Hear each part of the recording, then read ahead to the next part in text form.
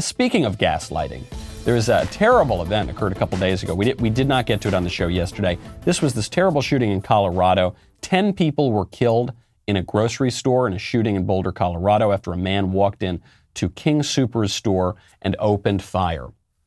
And before you heard any details about this shooting, you saw prominent left-wingers tweeting, posting, commenting about the perils of white supremacy and how this is just more evidence that evil white Americans need to, I don't know, have their liberties curtailed or need to be dealt with as a public health problem. And then it turned out it was not white supremacy. The shooter's name, we have a policy at the Daily Wire where we do not say the shooter's name, so I won't say the full name.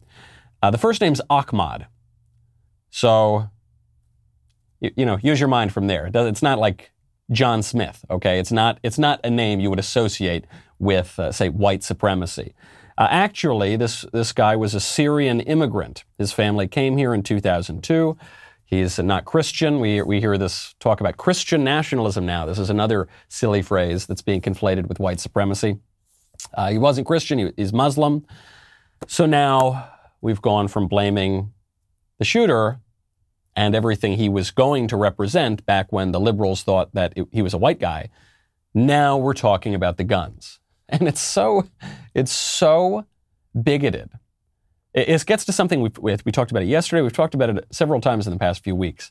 According to the left's racial ideology, only white people are fully people. According to the left's, actually specifically only white men, only straight white men who know that they're men. That narrow group, those are the only people with agency, with will, and with intellect. Every other group of people is some sort of passive entity that is merely a victim of whiteness and white supremacy. So when they thought it was a white guy, oh, well, that's his fault and everything that he represents. When they find out he's not a white guy, oh, well, we got to ban guns. Or some people actually persisted. We played a clip yesterday on the show where some millennial gal came out and said that even if a racial minority perpetrates a crime against another racial minority, that can be part and parcel of white supremacy. How? I don't know. That's the premise that they're beginning with. Now they're blaming the guns. Identity politics actually does have something to do with this shooting, according to the Denver Post and according to people who apparently knew the guy. Denver Post, a very interesting article, said that this guy Hernandez, who knew the shooter, said that the shooter apparently appeared to be paranoid about perceived slights against him. And another person who knew the shooter said that he was often concerned about being targeted because of his Muslim faith. So one of these guys says he would talk about him being Muslim and how if anybody tried anything, he would file a hate crime and say they were making it up. It was a crazy deal.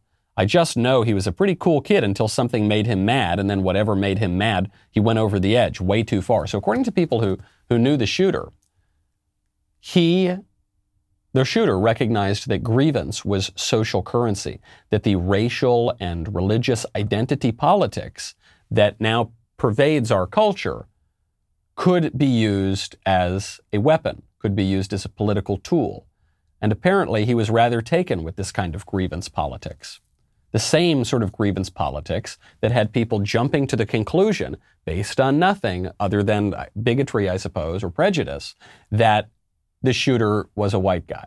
But then the minute he wasn't, never mind, back to business as usual, back to our regular old identity politics. And we're supposed to pretend that never happened. I think it is important to learn the motivations of these shootings. Very often they're just completely senseless. They're just some lunatic. Sometimes there is a kind of perverse sense to them. And whenever there is a perverse sense to these shootings that the left thinks it can get some sort of advantage out of, say it was white supremacy or something like that, then they will harp on that ad nauseum. And it's actually interesting to try to figure it out, to see what role these ideologies play. But the minute, and this is a more frequent occurrence, the minute that the ideological underpinnings and motivations for these crimes in any way touch on what the left is mainstreaming today, Well, then we got to forget about that. Stop it. We're not allowed to talk about it. We have to stay quiet.